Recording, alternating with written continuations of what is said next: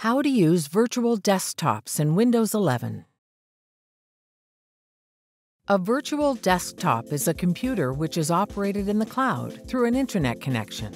A virtual desktop resembles a physical desktop, but operates in a virtual environment to easily access your Windows 11 computer and all of the files stored on it.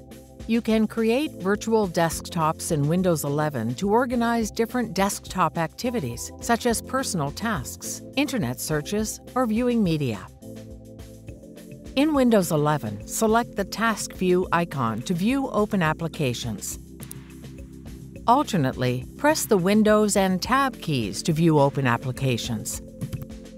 Select the plus sign or New Desktop to create a new virtual desktop, and then select it. On the new desktop, open applications for a specific task to keep them separate from the other desktops.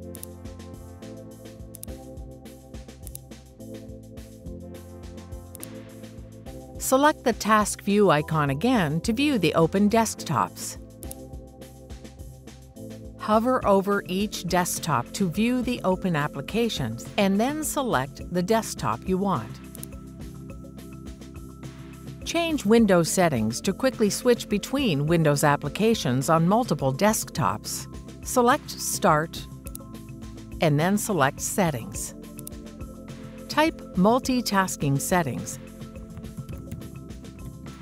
and then select it from the results. In Desktops, click the drop-down to display options to view open applications. Under Desktops, you can change the desired settings to view all applications on all the available desktops, local and virtual.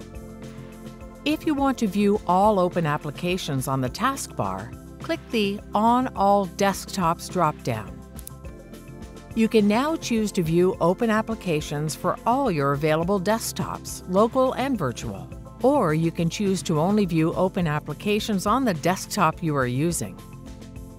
You can choose to view all applications only when you press the Alt and Tab keys. Alternately, click the Only on the Desktop I'm Using drop-down option to view open applications.